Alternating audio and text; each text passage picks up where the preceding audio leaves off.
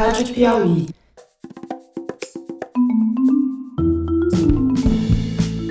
Sejam bem-vindos ao Maria na Quarentena, uma série especial do Maria Vai com as Outras, que é um podcast da revista Piauí. Hoje a gente vai conversar com uma jornalista brasileira que se mudou para a Itália em novembro de 2019 e está passando a pandemia de Covid lá. Ela mora em Milão, que fica na região do país mais afetada pelo coronavírus. Meu nome é Thaís Cunha, eu sou jornalista, tenho 30 anos e eu sou de Brasília e moro na Itália desde novembro do ano passado. Por que você foi para a Itália? Meu marido conseguiu uma bolsa de mestrado aqui, era mais ou menos no fim do ano passado, outubro. Eu trabalhava numa agência de publicidade de Brasília e conversei com a minha chefe se eu poderia trabalhar remotamente, porque a gente poderia passar por essa experiência junto. Então, o trabalho remoto já faz parte da minha vida desde antes da quarentena. Ficou tudo certo de eu trabalhar remotamente, a gente veio para passar um ano aqui, ele estudando, eu trabalhando remoto e tendo essa experiência de viver fora que eu nunca tinha tido. Você nunca tinha morado em outro país, então? Eu nunca tinha morado... minha primeira vez. Menina, que doideira, hein? E você chegou em novembro. Eu não poderia imaginar. Então, vocês não falam italiano? Você fala italiano, você ou seu marido? Meu marido fala fluentemente, eu já vim aprendendo antes de vir para cá, então eu me viro. Eu leio jornais, eu entendo o que está passando na televisão, eu imagino que para as pessoas que não estudaram nada seja pior, mas falo um pouco, não sou fluente. Então você chegou aí em novembro, não tinha nada disso, não tinha nada de corona. Como é que era a tua rotina quando você chegou? Tipo assim, acorda e faz o quê? Sim, acordava, fazia meu café, às vezes dava uma volta, passeava, conhecia a cidade, aproveitava essa diferença de fuso horário que a gente tem de 5 horas em relação ao Brasil. Como eu trabalho para o Brasil, eu aproveitava as manhãs para mim e passeava e conhecia a cidade, etc. E à tarde eu trabalhava. Vinha sendo assim até chegar a pandemia. Você mora em Milão, né? Moro em Milão, que é na Lombardia, a região mais atingida pelo vírus. E aí, quando chegou a pandemia, como é que foi? Como é que ficou a tua rotina? Como é que você viu? Como é que foi a chegada dessa pandemia para você, na tua casa? Branca, foi assustador, porque a Itália foi o primeiro lugar fora da China em que isso explodiu, né? Então, era tipo uma sexta-feira, a gente tinha saído com uns amigos e eu tava feliz que eu tava fazendo amigos e falando italiano. A gente foi tipo pra uma balada esquisita, mas assim, aglomeração. Era uma sexta-feira, a gente já tinha notícia do primeiro caso, que não era muito longe daqui, era mais ou menos uma cidade que fica a meia hora de Milão, o primeiro caso. E aí, nesse lugar, assim, nesse restaurante, já teve fila para lavar a mão, uma coisa que eu nunca tinha visto. Mas a gente fingiu que nada estava acontecendo. Tinha uma viagem até marcada para o domingo seguinte, a gente estava marcado e a gente viu a cidade se fechando.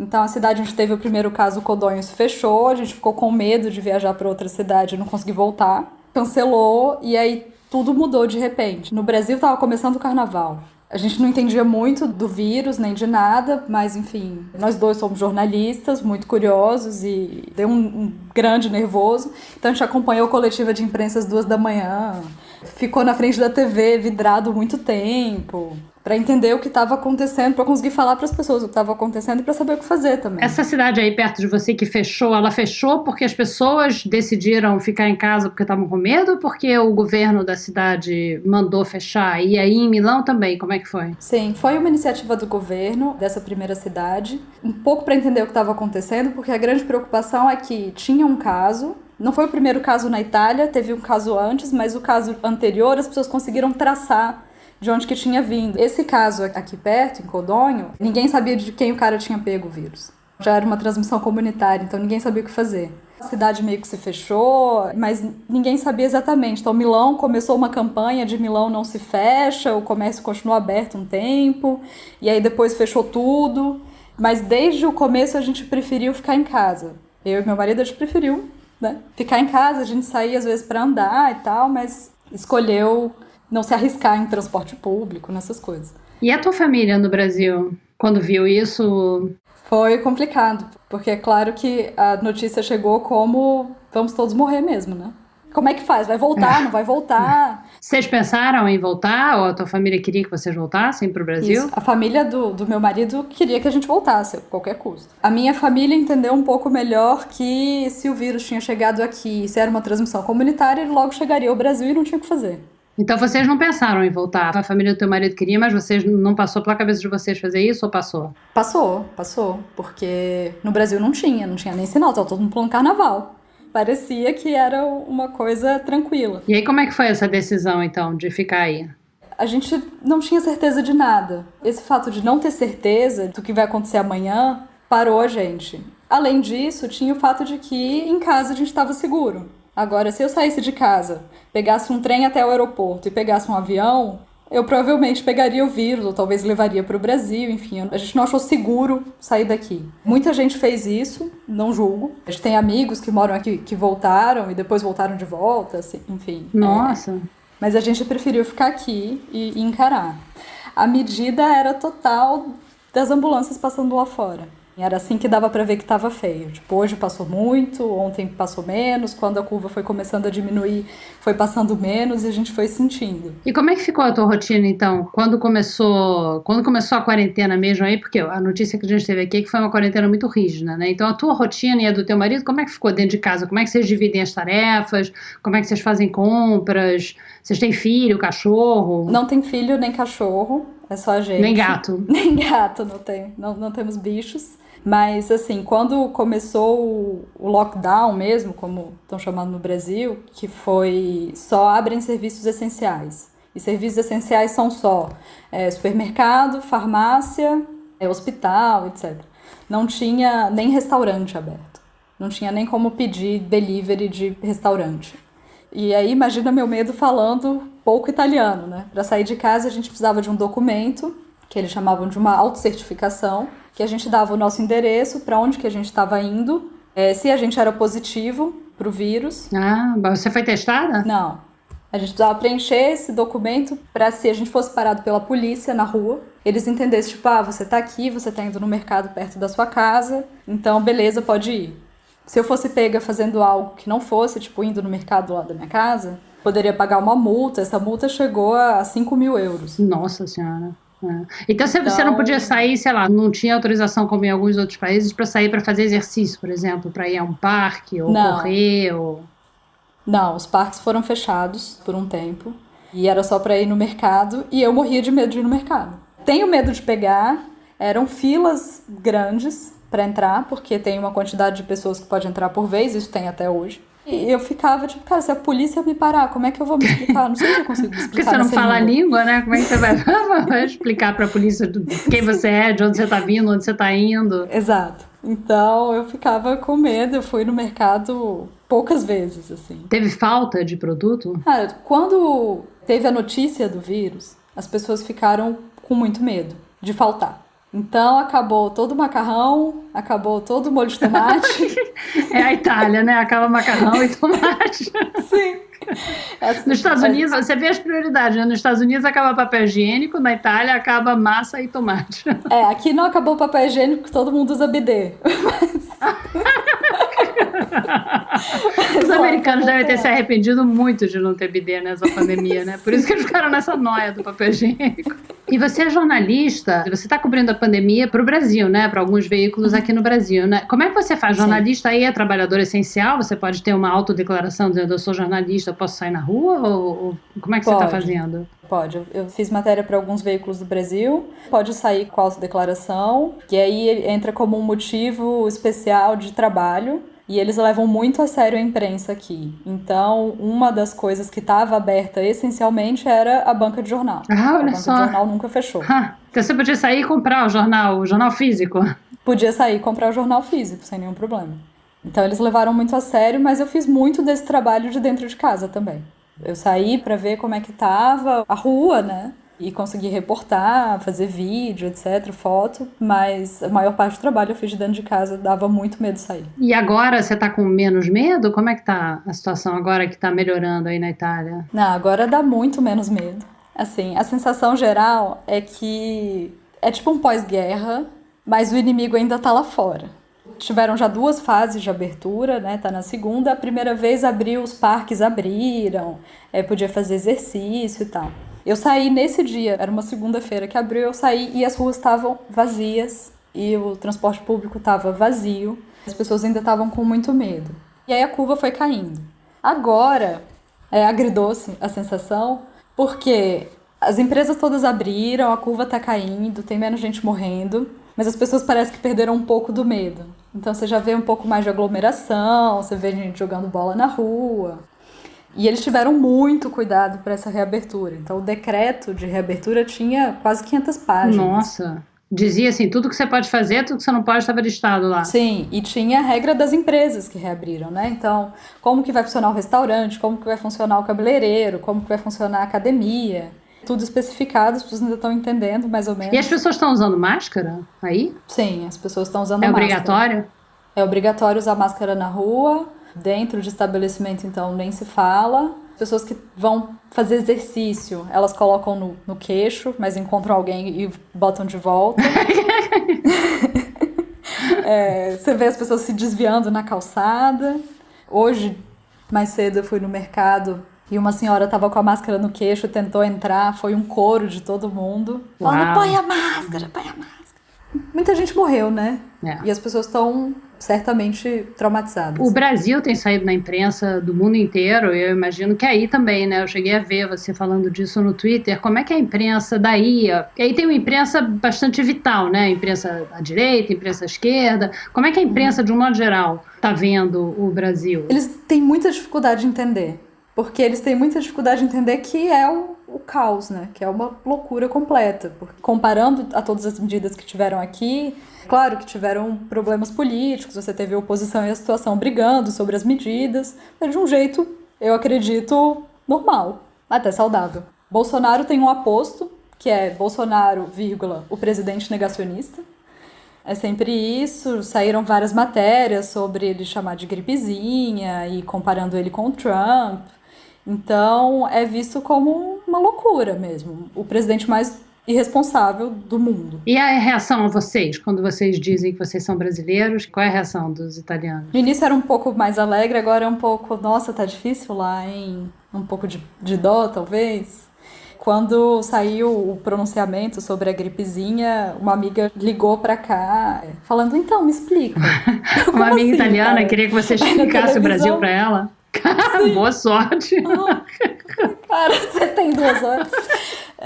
E a tua família? Como tá a tua família? Tá todo mundo bem? Tá todo mundo bem. A gente mudou o ângulo da preocupação, né? Porque antes eles ligavam aqui, ficavam muito preocupados e tal. Agora sou eu falando, não tem isso de remédio milagroso. Fica em casa.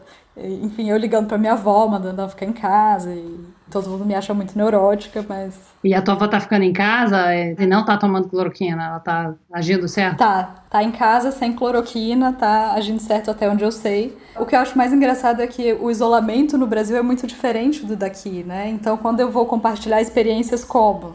Há uns 3 dias eu comi um sanduíche na rua. Pra mim, foi um acontecimento. E eu fui contar, assim, nossa... Quase uma balada, né? Quase uma balada.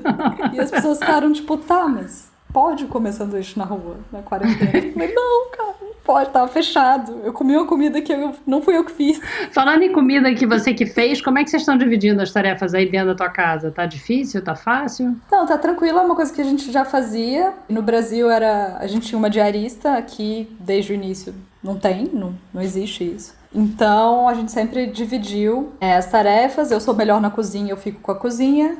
A gente divide limpar a casa, meu marido fica com a roupa, com a louça, tenho a máquina que ajuda. Mas não foi uma questão muito grande a divisão de tarefas, não. E agora vocês continuam só saindo para fazer compras, para ir à farmácia? Não é que vocês estão passeando ainda? Porque a gente tem visto foto na Itália de gente em praça, em restaurante, conversando. Não, nas últimas 2 semanas já deu para passear, a gente já comeu sanduíche na rua, já corri, já dá para sair para andar à toa, que é uma coisa que faz muita falta, porque antes você tinha que avisar onde você estava indo, né? E só podia ir e voltar, né? Agora você pode flanar pela cidade. Exato, então a gente fez isso nas últimas semanas, já tá dando pra fazer isso, e aí é outra vibe. E quais são os planos de vocês agora? Eu não consigo ter planos. Acho que essa é a maior frustração de todo mundo que tá em quarentena, não conseguir ter planos. Então ele tem esse contrato que tem uma duração até o fim do ano. Então até lá pelo menos a gente fica aqui. Mas a gente não sabe se vai ter uma segunda onda, não sabe como que vai estar o Brasil quando isso acabar, porque a ideia era fazer o curso e talvez voltar, mas a gente não sabe como que vai estar depois, se vai valer a pena voltar. Então não tem como ter plano. Você gosta daí? Gosta de morar aí? Você gostou antes de começar essa bagunça toda? Você estava gostando? Estava contente? Tava gostando muito de morar aqui. É uma cidade muito diferente da minha, que é Brasília, né, que é moderna, nova e que todo mundo acha muito esquisito. Eu gosto de morar aqui, gosto das coisas que tem a oferecer, gostei muito das pessoas que eu conheci. Ainda tenho algumas dificuldades com a cultura. Em que sentido? Dá um exemplo. As pessoas aqui têm muito pouca paciência, né? Pouca paciência com o quê? As pessoas elas brigam muito facilmente. Então, quando você vê alguém tá brigando com você, então você tem que aprender a não se chatear. Acho que se fosse no Brasil seria uma coisa grosseira, mas aqui é o normal. Isso já aconteceu com você, então, das pessoas brigarem com você? Aonde? Já, por 1000 motivos. Tipo, tô na porta do metrô e a pessoa quer passar. Fica puta, começa a brigar. Entrei na fila do supermercado, mas eu não sabia que a última pessoa era outra e não essa. Começa uma briga e eu fico assim. Então, no início eu me ofendi, agora eu já fico tipo, cara, deixa o estresse deles.